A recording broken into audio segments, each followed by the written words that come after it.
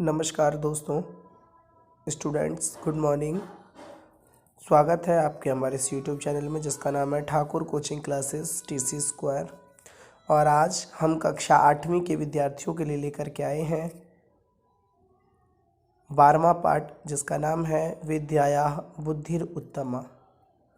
ये जो पाठ है यह पाठ पंचतंत्र की कथा से लिया गया है। आप सभी जानते हैं पंचतंत्र कथा पंडित श्री विष्णु शर्मा जी के द्वारा रचित एक कथा ग्रंथ है जिसमें कथाओं के माध्यम से ज्ञान देने का प्रयोग किया गया है।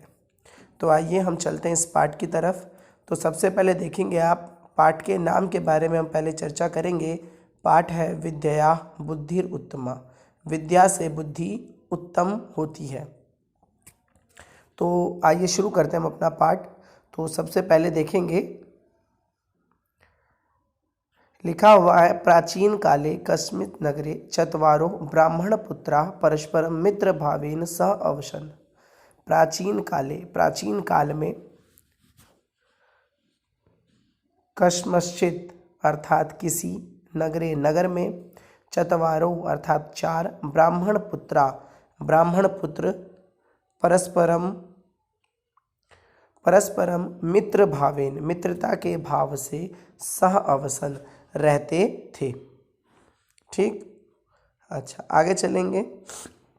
आगे कहते हैं तेषु मतलब उन तीनों में त्रये तीन जो थे वो बुद्धिहीन थे। तीन कौन से थे? बुद्धिहीन थे, परंतु शास्त्रे प्रवीणः आसन। शास्त्र में कैसे थे? प्रवीण थे। बात आ रही है सभी को समझ में? उनमें से तीन कैसे थे? तीन तो शास्त्र में पारंगत थे लेकिन बुद्धि के हीन थे, मतलब बुद्धिहीन थे, उनके अंदर बुद्धि नाम की वस्तु नहीं थी। लेकिन उसके अलावा जो चौथा था वह कैसा था? तो कहते हैं एक अस्तु शास्त्र विमुखः परम। एक जो था वो शास्त्र में विमुख था, परम बुद्धिमान अस्ति, लेकिन वो बहुत क्या था? बुद्धिमान था।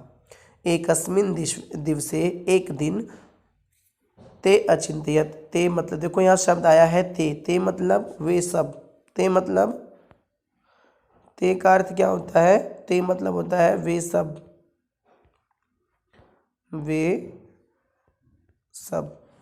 ठीक।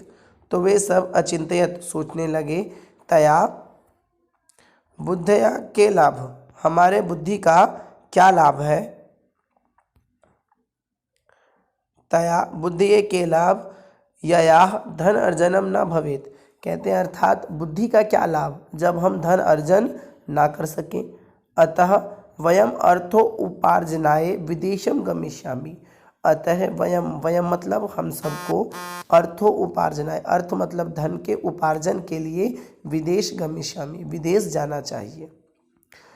एकदा ते पूर्व देशम प्रति गतवन्तः। एक ने कहा पूर्व देश की ओर चलते हैं और सभी के सभी पूर्व देश की ओर निकल पड़े। मार्गे एकम शिलाखंडम, मार्ग में एक शिलाखंड पर उपविश्य बैठ करके परस्परम आपस में, परस्परम का अर्थ क्या होता है? आपस में, ठीक। परस्परम आपस में संवादम कृतवान, संवाद करने लगे, बातचीत करने लगे। तेषाम प्रथमा सुबुद्धिम अकथ्यत। सुबुद्धि ने कहा अहो अस्माकम मध्ये त्वमेव शास्त्र विमुख आसी। हमारे मध्य में तुम जो हो वो कौन हो? शास्त्र विमुख हो, अर्थात तुम्हें पढ़ना लिखना नहीं आता, तुम्हें ज्ञान नहीं है। विद्या बिना धनिकम न लभ्यते, और विद्या के बिना धनिक मतलब जो धन है वो प्राप्त नहीं होता। वयम च स्वधनम तुभ्यम न देष्यामि, और हम जो है वो अपना धन तुझे नहीं देंगे।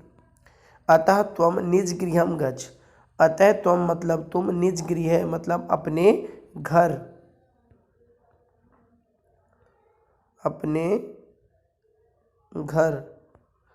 निज गृह मतलब अपने घर, गच्छ मतलब चले जाओ।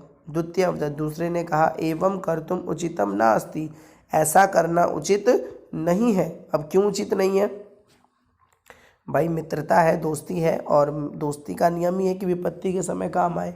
अब हम 3 पढ़े लिखे, हम 3 कमाएंगे तो क्या हम चौथे को भूखा रखेंगे? नहीं रखेंगे ना, उसे भी कुछ ना कुछ धन तो मिलना चाहिए। तो द्वितीय अवतः, तो दूसरे ने कहा एवं कर्तुम् उचितम नास्ति, ऐसा करना उचित नहीं है।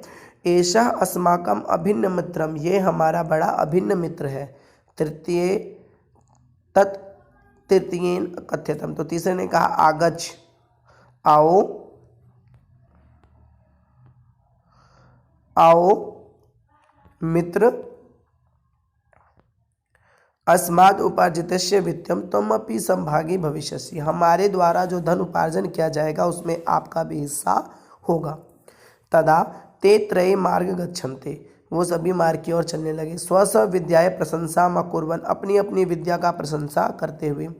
प्रथमो अवदत्, पहले ने कहा विद्या धनम सर्वधनम प्रधानम, विद्या का जो धन है वो सभी धनों से प्रधान है।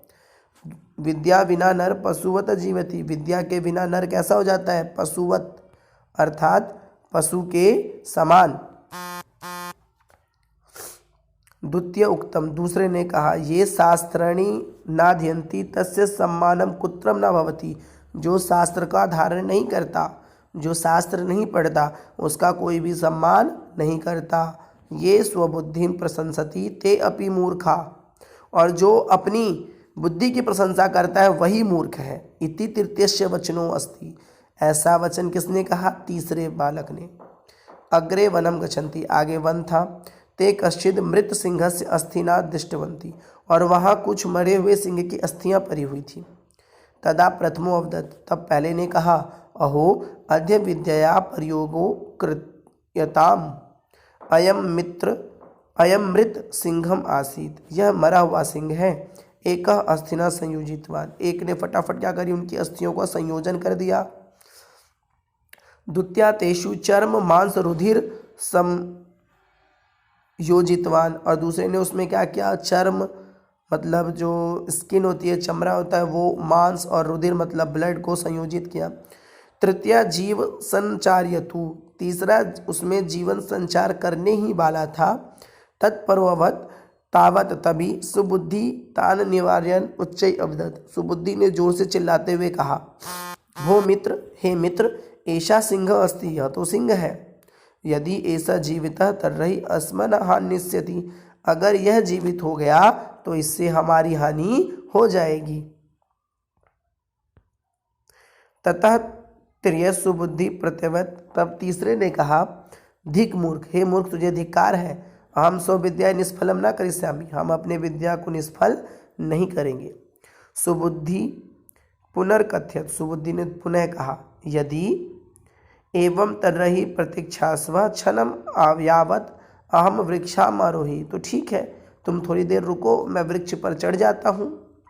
यावत सिंह सजीव कृते तावत, जैसे ही सिंह को सजीव किया, तावत वैसे ही स उत्थाय, वह उठ करके त्रीणि अपि ब्राह्मण पुत्राय हतवान, उसने 3 ब्राह्मण पुत्रों की हत्या कर दी।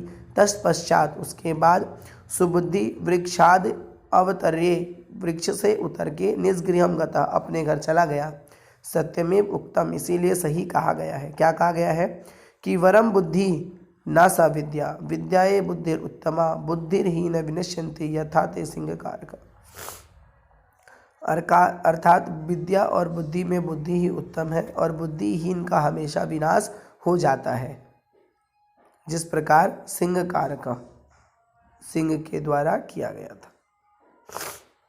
ठीक, उम्मीद करते हैं आप सभी को ये पाठ अब आसानी से समझ में आ गया होगा।